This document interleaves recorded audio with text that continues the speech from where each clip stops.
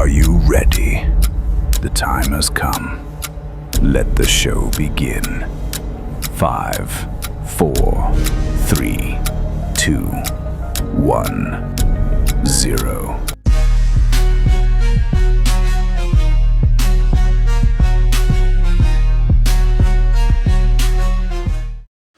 Welcome to Behind the Scene. Big up to my subscribers, them, all the viewers, them. If you're not subscribers yet, it's not too late.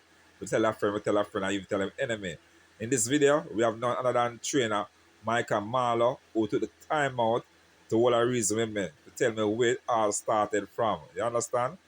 Viewers, as much as I would like to give a winner, I do not gamble, so what I can recommend is to tune into Michelle, Fender, and Oliver and Punta's Paradise, where every morning then give a breakdown of the exercise of each horses. Or better yet, tune into Professor Prediction Time, when break down the time for each horses for each race. Maybe if you go on those two channels, who can tell them I win the pit 9. So without any delay, let's go into the interview. All right, blessed. Welcome, my viewers. Today we have none other than the veteran trainer himself, the man of the long time again history. Yeah, trainer Michael Marlowe. You understand? Yeah. This is a picture here with a horse named Peaceful Country. Jacinto Vasquez, the rider of Ruffian.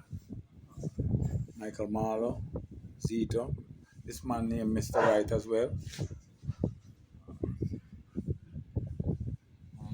Okay, so you see, viewer, you know, yeah, it's a Marlowe hold the picture and I'll show you how from when my come in the business. You know, he's one of the elder. A lot of trainers there, but him can't get the history. A few people can't get the history. Yeah. Horse racing in the United States. Yeah.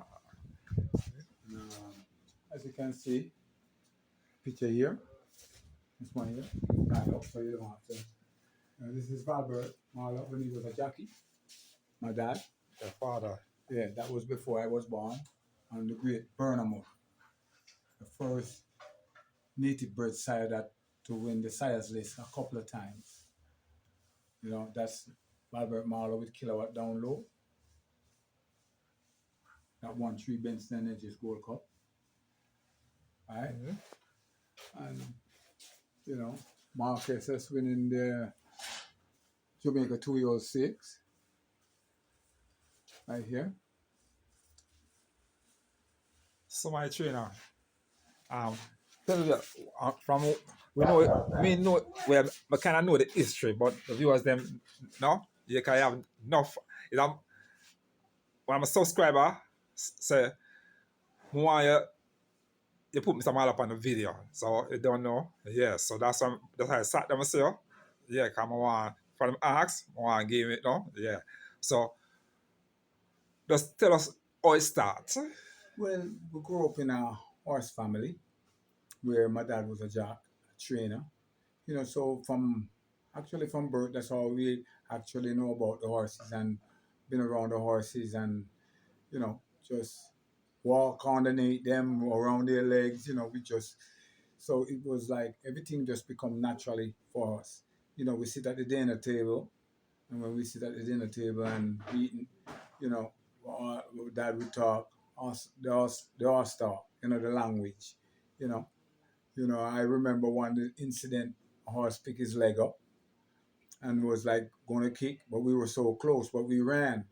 And he called us right back and said, when you're that close to a horse and he picks his foot up, don't run, because if he catch you running, hospital. But if you go up underneath the leg, he can only push you away. He can't kick you. You know, some stuff like, you know, we would say a horse, most people would say a horse can't talk. My dad said, yes, him can talk. You have to understand his language. You know, so, you know, we grew up with that motto and, you know, it comes naturally. And, you know, when we left here, we left Jamaica as young kids, you know. A 12-year-old when I leave, you know, and we went there and we found the racetrack somehow, you know. My brother actually groomed the horse that ran second to Secretariat in the 1973 in the Belmont Stake a horse named Twice a Prince. He was about 18 years old at that time, I think, and, you know, I found myself there at the track as well at a young, tender age, about 18 years old or something like that. And, within a 2 year span, Nicky Zito said to me, Mike, go to the clubhouse and tell Mr. Such and Such that I send you to take the trainer's test. That was 1977. That's when I took a trainer's test. I was 21 years old when I took the trainer's test and got my license. I was assistant to Zito for 8 years. We won hundreds of races over there together, and, I just fall into a spot where, Zito said, Mike, you take care of the horses and the groom, and I'll take care of the owners. And it just blossomed into something beautiful. We just won a lot of races. We were always in the top 10 in New York until, I found my way back here. Yeah. Why you choose come back? To us, over there is a more greener pastures than compare, but why you choose to come back here? One of the reasons why back here, after the old man died and thing, the name kind of, there was a bunch of new trainers and a bunch of everything going on here. And the legacy is more important than, the greener pastures, where, just to get back here, I could now always start it back here and take it where it's supposed to go from there, But it's, like I said, the old man left a good name behind, and it's better than money, So I'm here. So when you got a trainer's license over the states, yeah. Can you remember how much race you won as a trainer over there? Well, for me as a trainer there, it was a short stint. I didn't. I ran horses there the first year under my name. About the first year under my name, and then I send those horses back to Jamaica. So that's how that part played out. Okay. But with Zito, I had the full run at the helm with Zito. He's a great guy. I love him to death. He didn't hold me back. I left every year. I go to Saratoga with 20-something head, 6 weeks or 2 months ahead of time, prepare the horses while he stayed at Belmont. And opening day, we always crack. Ship horses to Florida. I'll go to Florida with horses, and be there at Gulfstream Park and prepare the horses, and the same result. We just win races wherever we go. So since you've been back here now, can the idea how much races you have won so far? Yeah, I've won over 100 and something races since I've been here. Before we go any further, let us watch the race where trainer Michael Marlowe got his 100 winner. Captain Fantastic winning by Philip Parchment. Matter of fact, he won 1-2 in that race. So let's go, courtesy of Brian Rickman and his team over there at Kevin and Spark. They're off. Bayes agree. Just misses it. Little Maggie came off quickly, so too Rockola. Captain Fantastic on the outside. Right there on the inside rail, that's Dancing Aviator, and Dancing Aviator now put to the lead by Abigail Abel. Rockola is a length and a long tail back in second. Bayes agree on the outside of Captain Fantastic in the white. Spragger is a further 2 lengths in behind them, another 2 to Bubbling Brown Sugar, and Little Maggie left at the back. A half a mile to run. They go running into the turn for home, and Dancing Aviator continues to skip along, opening the lead to almost 3 lengths. Rockola in pursuit all the time. Captain Fantastic on the inside. Bayes agree attached to the outside. A break of some 2 lengths back to Spragger as they leave the 3. Bubbling Brown Sugar is 4 further lengths back, and 2 more to Little Maggie last. They've left the 5/16. They're coming into the top of the lane. They're coming into a grouping. Dancing Aviator down the rail. Captain Fantastic just on the outside. Rockola widest of them all. And now Rockola looks to spring to the front. But Captain Fantastic is right there too. These two battling for it. They're stablemates. Bayes agree. Left back on the rail. Put to the stick. But they drive. past the furlong pole, and it is Captain Fantastic holding on. Rockola trying to close on the outside. Bayeza Green not really making any gains. Also beginning to make gains. That's Bubbling Brown Sugar. It's Captain Fantastic. Rockola diving in the end. Mikey Marlowe has his 100th win. Let us get back to the interview when the trainer was explaining that yes, he had won over 100 race, but he think he could have won a lot more. You know, and it should have been a lot more, but my last 3 or 4 years, it kind of, not getting the young horses like I'm supposed to be getting. So, but this year starts out pretty sharp for me, you know, doing a lot better, with some fresh young horses and looking at the future to keep building on that, where we could pick up 10, 12 babies every year, and that would put you in a good frame. So during your time here and history, what are the best horse you will see run at Kivnas Park? You will say you see run at Kivnas Park. Now, whether you train or somebody's train, the best horse you see run. It goes back a while back, surfacer. But there's a horse named Ramesses. He was a hell of a young horse. He actually ran, I think, as a 2-year-old against older horses. In the Gold Cup, finished second. We beat him with Kilowatt.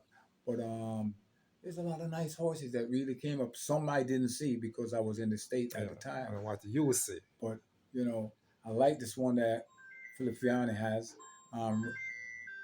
Run All Day. That's his name? Yeah, Run All Day. Yeah, that's a nice one. I see Jason got a little filly right now, right? Jason has a little filly right now that is, she really looks special. Horses that could, I seen, when they're at their peak, some of the horses, when they're at their peak, I seen,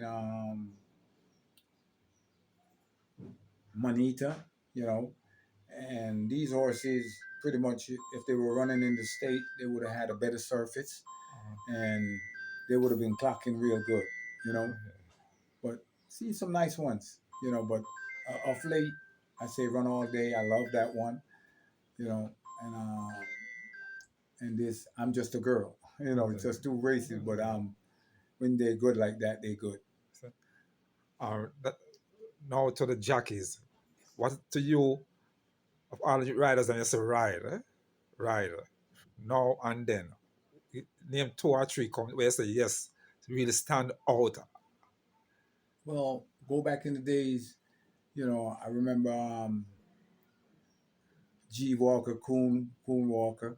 I remember Trevor McKenzie as a young apprentice was a real superstar.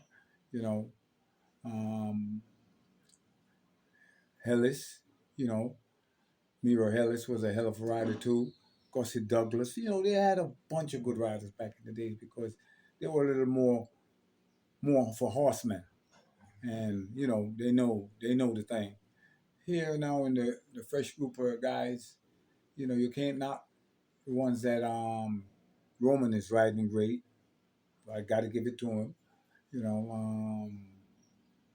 You got Dane Dawkins. You got I seen who else? Babito Harvey. But all of them there is a bunch that really, they just keep themselves together and stay professional. Anthony Thomas, you see him. He went to the States and doing pretty well, but a bunch of the riders, that came while I was in the state, I didn't see them a lot. Najir, he was another good one. We got a bunch of good riders here, they just got to stay professional. The last crop of apprentices that come out now that's riding now. Anyone strike eye that you say you have to be special. It might be the next Miro or the next Jazz song. Well, I'm not being biased, but I love my 2 guys, Richie Shakes and Tajay Sukkel. DeMar Williams, he knows how to get it done, and